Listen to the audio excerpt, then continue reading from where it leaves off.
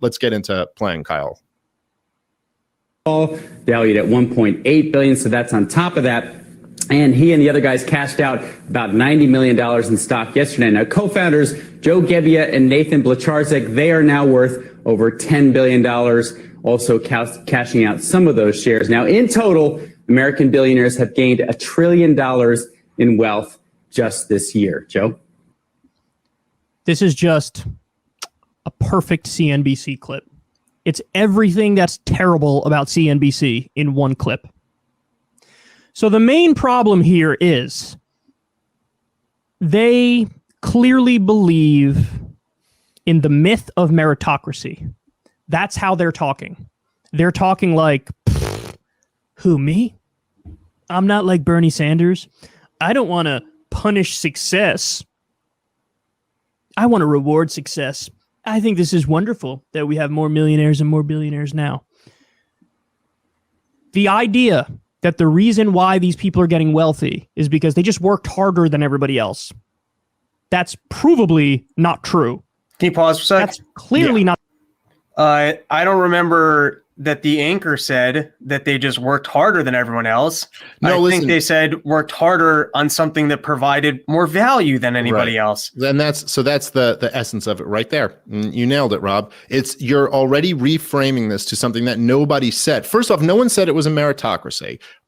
We can kind of get into the meritocracy stuff in a second, right?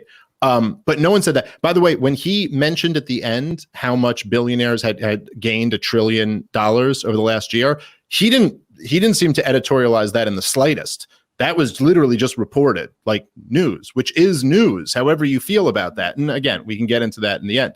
But here's where it's almost like the imagination of what you must be saying from the left-winger's perspective comes out, right? Like, so you must be saying they're Kathy Newmaning this whole segment. So what you're saying is this is a meritocracy and these people just worked harder than everybody else. No one said that. No one said that they worked harder. That's not the claim at all. It's not a matter of working harder. It's a matter of being more successful. Look, like I don't know what to say. Like I could get on a basketball court with LeBron James and outwork him, and he could still dominate me on the court and go like, well, how come he gets all these points? And you know what I mean? When I was working harder, it's like, oh, because he was working better. Doesn't matter that you were working harder. He was getting the ball in the hoop, and that's the goal. So what you're doing in economy is trying to provide value for people. It's not just about how hard you work. I mean, you can work really hard. I don't know. I could get behind, I could have a car that doesn't have an engine and I have to get behind it and just put it in neutral and push it every day. And then someone else just has a car with an engine. And I go, I'm outworking that guy. It's like, yeah, you're working a lot harder, but he's working a lot smarter. And who's going to win when we try to sell our cars? My engineless car or his car with an engine? Well, his is providing more value to people. So that's the question. That's what this is about, is how much you're providing value to other people. And the way to determine that is what other people want. Do they want to buy what you're selling or not? And yeah, no, you're absolutely right that it is true that there are people who work really, really hard and will never become billionaires. And really, I mean, who could argue it, right? Like, I mean, if you're like I don't know, someone who does like a really physically grueling job, no matter how many hours a CEO puts in, you could always argue that that person is working harder, but that's not the question. The question is, how much value are they bringing to the table? So if you're just like, if you do a job that's really, really physically challenging, but let's say hypothetically you died tomorrow, they could replace you like that. Anyone else could come in and do your job. Then you are by nature not as valuable to the operation as a CEO who, like, if they were gone, the whole company would fall to pieces. That's what it's about. Also, if in your manual labor example, so like, let's say I got a guy who's moving rocks around, the hardest working person you've ever seen in your life, and he's helping you, I don't know, you're building the rock wall around your house. He's literally moving rocks around. So at the end of the day, he's helped out one household. This Airbnb guy has helped a lot of people capitalize on apartments or their entrepreneurship to be able to rent out. And he's helped everybody who's going to a city who maybe couldn't afford a hotel or would rather just stay in this other place. So just think about how many more people benefit from the technology that this guy's created versus this other guy who's working hard and yeah. So if obviously there's less profits in me helping this one household versus helping out countless individuals rent out a bedroom. And the other side of that, which is what you were saying with the Airbnb guy, maybe there's a little bit of almost a Robin Hood element where all of a sudden maybe the Hiltons who are billionaires are worth a little bit less because he was able to return more money to just household owners who are now renting out spare rooms and able to make money. And so that's the value he's providing, is actually in creating more money. Like he's actually almost diversifying who can make money off of rental units in any particular city. Yeah. And look, this is where a lot of people on the right will say that this is, they'll call it the politics of envy or something like that. And I don't know. I can't tell you exactly what's in Kyle Kulinsky's heart. I could tell you what ideas he has that are just straight up flawed, that he just doesn't understand economics at all. But you do kind of see where what bothered him about this segment, what triggered him, what made him go, this is just the perfect, everything that's wrong with CNBC, is just that they talked about billionaires and didn't talk about them in a like, fuck them, they're stealing from the rest of us kind of way. It's just that they went like, oh, look at these success stories. And so I do understand why some right-wingers have the tendency to be like, dude, you're literally just jealous that they fucking succeeded. Like, I don't know. The other thing about it that's really funny to me is it's like, as somebody who's kind of in somewhat, broadly speaking, the same industry as Kyle Kulinsky, it's like, I don't know, you've taken off. You got like 1 million, YouTube subscribers and all this shit. So you started a thing and it's going really well. A lot of people seem to think that you add value and like what you're doing, and you're fine to take all of that, right? Like you're fine to keep that. There's other people who really want to be political commentators on YouTube and they have a full-time day job. And then they just got to do it on the side because they only got 35. Yeah, they only got 35 subscribers on their channel or whatever. Rob, you're very successful. But I have to keep telling him that or he'll forget. But you know what I'm saying? So it's like, I don't know. Why is it necessarily a thing that if someone's successful in what they do, your immediate reaction has to be that it's negative? I don't see it that way.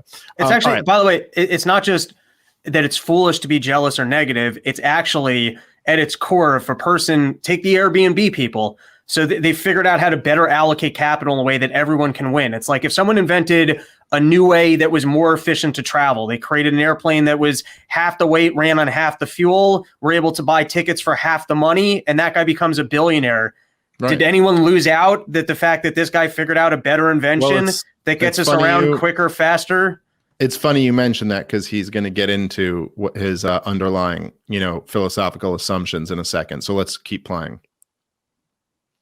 Not the case. I've said this before, but some of the hardest working people I've ever known were working like 2 or 3 low wage jobs. All of their waking moments were spent working, and they still never made enough money to have a decent, comfortable life. So the idea of the harder you work, the further you go, that's not accurate. Nope, it's not. And like, I would be sympathetic to people if they defend the hierarchy of a meritocracy if it's an actual meritocracy. But we don't have a meritocracy. So stop pretending like we do. Sorry. Also, most people, or a lot of people, are lucky to have jobs because some other rich, smart guy created an opportunity for them. If you're a guy who just likes digging ditches or just likes doing single tasks, you're lucky that somebody else figured out how they can monetize you just doing a single task. You know what I mean? So it's like all these people that he's describing and going, well, they worked really hard. Yeah, and they're lucky to have had that job because if they don't have the spirit of these other people to go out and pave the road where you can just do some single task and maintain that road, you don't have a job. So they're lucky to have these fucking other people who are going to go create the opportunity for them to just do these single tasks and make that money. They wouldn't have it. Yeah. There's something really interesting about Kyle saying, I would be okay with defending the hierarchy if we actually had a meritocracy. And, when he's already, I'll talk about this a little bit later after we get through a couple other things that he said. We'll get more into this. But look, if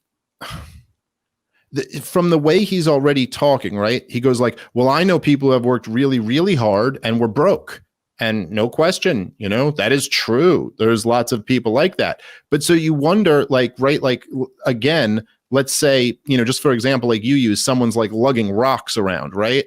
And then somebody else just invents a machine that lifts the rocks and moves them and can do it, 100 times faster and help 100 more people, right? And there's all these people who need rocks moved off their property or whatever. Sorry, this isn't the best example. But the guy moving them with his hands is clearly working a lot harder.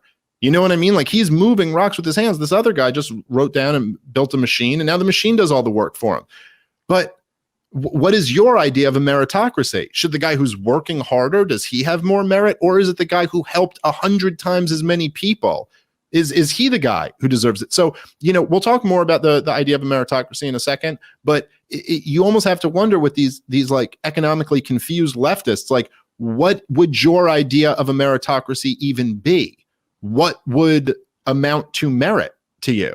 Like, what? Because you're saying you would you could understand defending a hierarchy if it was based on a meritocracy. But so what are you saying? Just like the people who worked harder always had more money, and regardless of whether they were being productive or whether they were working smart or anything else like that, it's just who exerted more, physical energy? I mean, how would you measure physical energy against intellectual energy? How would you exactly measure who's worked harder? Like now, for your justifiable meritocracy, would we have to start measuring, somebody like roofing versus somebody cleaning on their hands and knees? Which one is harder work? It seems like it's almost impossible to find a way that you could measure that, right?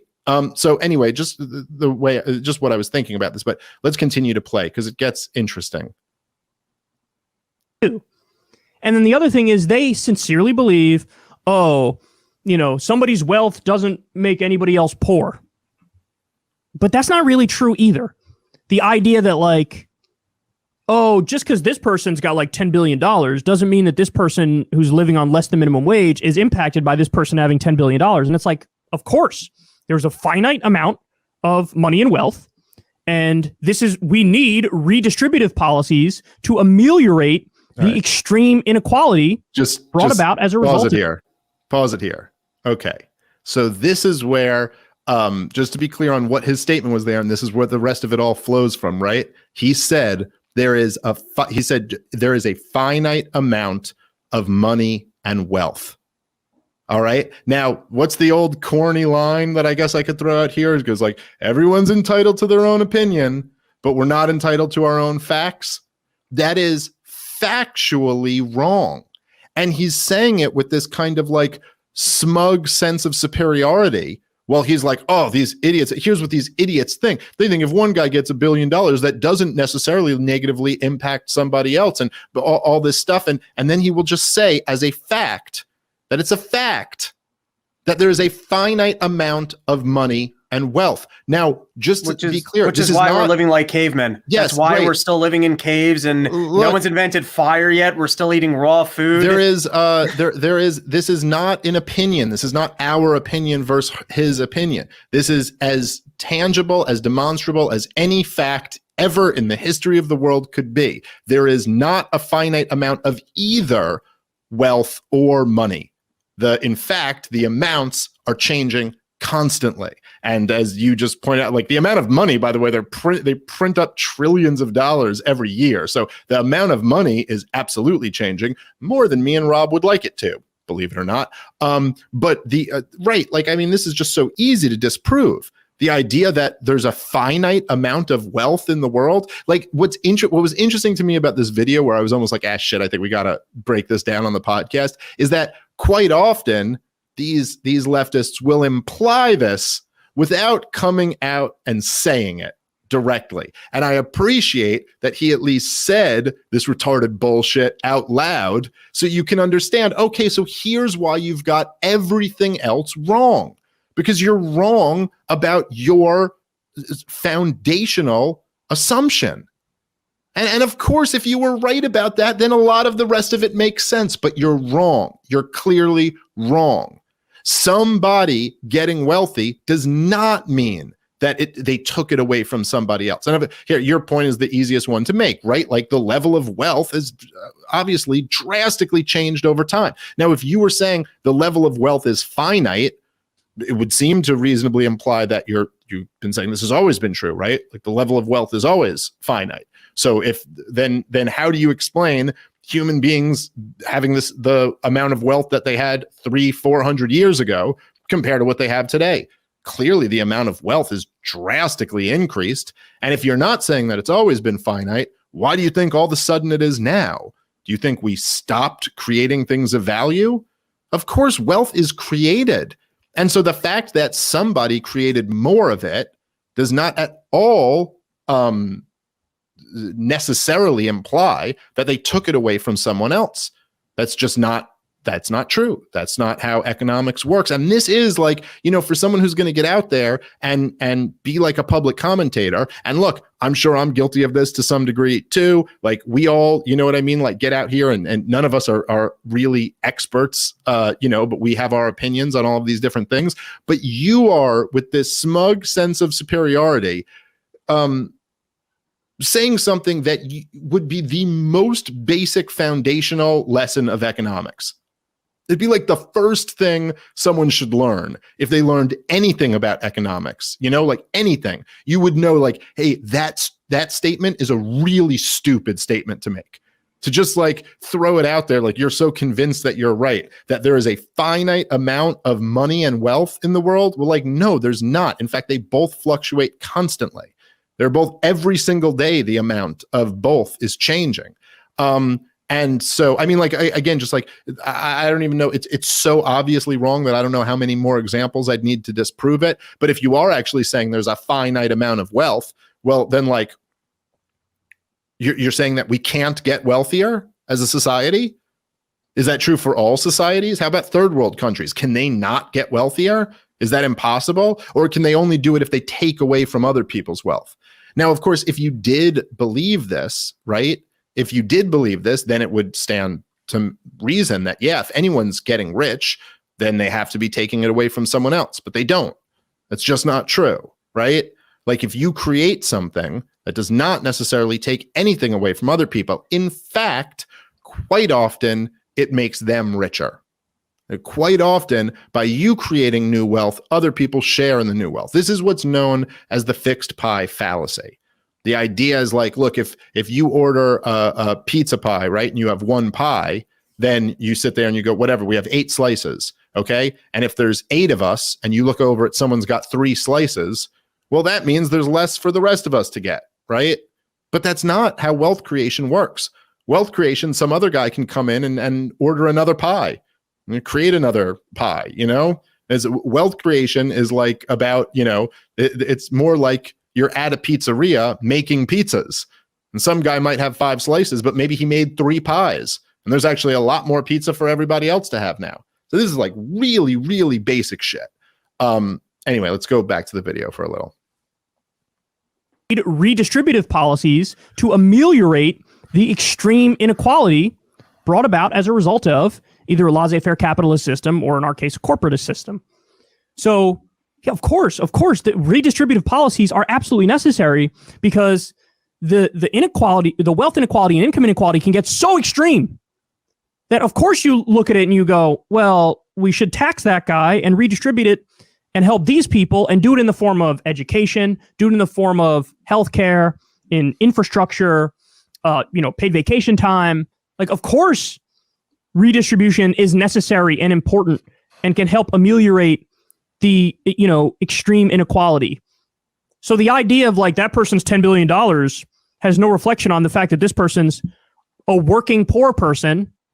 I mean, honestly, it's stupid if you believe that. I think the people who believe that are like disregarding all evidence. Pause for a sec. Yeah. In a way, the Airbnb guy has created a digital infrastructure by which poor people can profit off of their own homes. And if you understand capitalism, you'd want a guy who figured out how to do that to have more money so that he can make the next round of investment on other things that will benefit people. Yeah, I'll tell you, dude, what's fucking frustrating about this, right, is that you got, and I just wish sometimes some of these guys would just pull their head out of their asses and fucking think critically for like 5 seconds. So he starts with this like unbelievably ignorant, inaccurate statement. Like just outrageously, like anyone who knows anything about economics should right away have been like, I almost can't believe that the guy's got 1 million subscribers on his YouTube channel, but he's like this big guy and he doesn't have one person on his team who would be like, don't say that, because that's just wrong. You don't want to like put that out, you know, this is like not good. But it's not just that. It's, as I keep saying, the smugness. So he goes from, well, look, here's the fact, okay? Wealth and money is finite. And so, of course, you need progressive policies. Of course, you need to tax this person and give it to that. And then he goes, and it's just stupid to not see that. So not only do you have it completely wrong, but then you're convinced that anybody who doesn't see it the way you do is stupid. And here's the fucking problem, okay? Here's the real heart of the problem with these economic lefties and their dumbass ideas. It's not a meritocracy. We don't live in a meritocracy. And so you're actually kind of a little bit, small fraction, correct in your instincts, right? So, but you actually have to understand shit if you're going to get to the bottom of it, right? So when that guy says, now, I don't know about like you, but I'm sure you have the same reaction as me. Like the part that the guy just reported on wasn't praising or saying was a good thing or bad, but he just said that billionaires have gained $1 trillion of new value. Of new wealth in the last year. That doesn't make me or you feel good. Me and you don't go like, oh yeah, that's just the free market at work. That's wonderful. They're improving everybody's life. That's why billionaires have gotten $1 trillion richer in the last year. It's like, no, because there's real policies that have affected that outcome. We do not live in a meritocracy. The vast majority of billionaires in this country are on fucking welfare. And it's a goddamn outrage that they are. Okay, but you have to know a thing or two if you're actually going to get to the bottom of this problem and solve it. Okay, so no, it's not a fixed pie where every time someone becomes a billionaire, they are taking money away from somebody else. But you know what is a fixed pie? Government force. So if government taxes money from the working population and then gives welfare out to billionaires, then they did just take that money away from people. So you have to in some way be able to contrast the people who are successful by helping their fellow man and the people who are successful because they're cronies, as you just pointed out, Kyle Kulinsky, because we live in this corporatist system. But once you understand that, like once you just go one little level deeper than your inaccurate, simplistic understanding of economics, then you realize, oh, it's not so obvious that the answer here is progressive policies. It's not so obvious that, oh, we need to have redistribution. By the way, half of the shit he's talking about, we already have. And I don't know, like if he hasn't noticed that, but we should tax these people and pay for infrastructure and education and all of this shit. Yeah, we already do all of that. I mean, maybe not the, you know, maybe we may not do it quite as much as he'd like to, but we do a whole lot of it for healthcare as well. I mean, he added like paid vacation or something like that. Okay, maybe we don't do that. Maybe we don't have Medicare for all like he'd like, but we certainly have a whole lot. I mean, we have Medicare and Medicaid and, you know, so there's a lot of that going on already. But if you actually understand which billionaires are robbing from people and which billionaires are helping people, or which successful people are, you know, benefiting from government programs, or which, you know, successful people are actually in this unfair rigged game, right? Then it's not so clear that the answer is progressive policies to tax from them and give it back to them. Because really, once you get that, right, you realize that the only successful people who actually hurt the rest of us just by their mere existence are the ones who rob from us. And maybe they don't rob from us directly, but, you know, some politicians send, you know, they rob from us and then give it to them.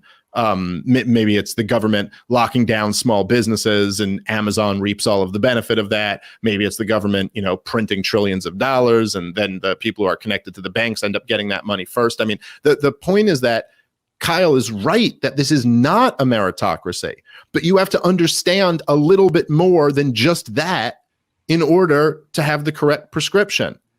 But once you do understand the split between those successful people who help everybody, the ones who created something that everybody wanted, and so they make a lot of money from that, that by its very nature helped everybody.